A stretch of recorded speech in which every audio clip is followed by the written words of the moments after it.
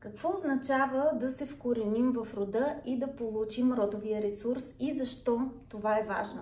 Аз съм Марина Бошева и днес искам да поговорим на тази тема, защото тя е изключително важна за всеки един човек. Когато ние не приемаме родовата сила, родовата енергия, ние разполагаме само с нашата лична.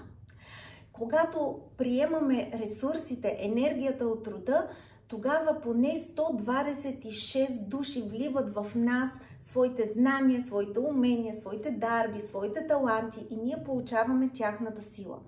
И сега си представете какво е, когато имате като ресурс само вашата лична сила и енергия и как ще се чувствате, когато имате ресурса на всички свои предци. Разликата е доста значителна, нали?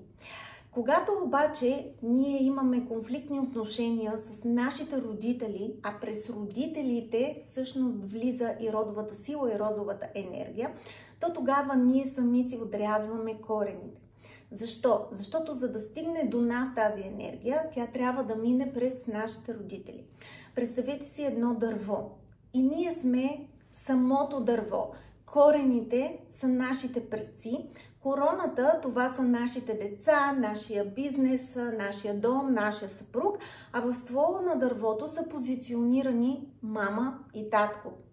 И когато ние сме гневни на мама или на татко, когато не приемаме техните избори, когато ги осъждаме, че нещо не са ни дали, че нещо не са направили за нас, когато ги получаваме или когато самите ние им ставаме родители, то тогава ние се отказваме и от тяхната енергия, как така и от енергията на целия род. И сами отсичаме тези корени.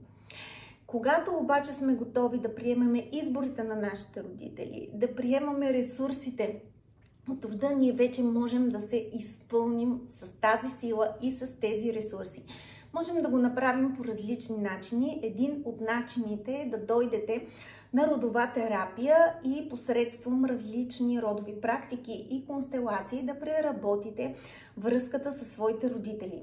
Втория метод, особено когато има родови клетви, родови проклятия, ви съветвам всичките да направите ритуал Родорад. Това е всъщност единствената родова практика, която изчиства родова карма. Също така там се неутрализират всички клетви, всички родови проклятия. С Родорад също вие спускате корени във вашия род и се свързвате с рода, съединявате се с рода.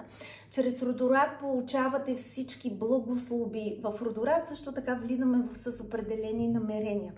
Намерения за по-добро здраве, намерения за стартиране на бизнес, да имаме деца или просто да разширим семейството, да така внесем повече хармония в своя живот, в семейния живот или просто да се преместим някъде. И ние влизаме с конкретни намерения, които всъщност тези намерения поемат и от благословията на нашия род.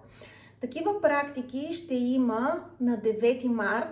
Ще има 4-часово събитие за силата на рода, здрави криле и корени, защото ние може да имаме големи здрави криле, само когато имаме много мощни корени.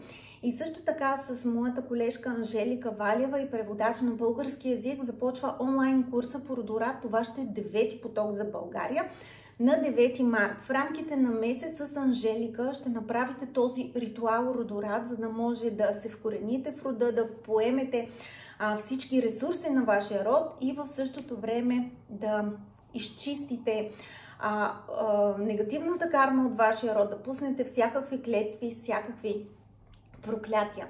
Съветвам ви да се запишете на този курс. Участниците винаги получават големи трансформации след като са направили своите родоради. И ако сега това видео, тази информация достига до теб, знай, че никак не е случайно и ти си готова вече за тази стъпка.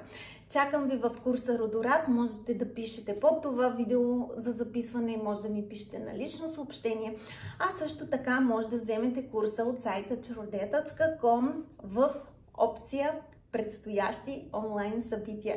Аз съм Марина Бошева и ви благодаря, че толкова много години вече ми се доверявате и работим заедно.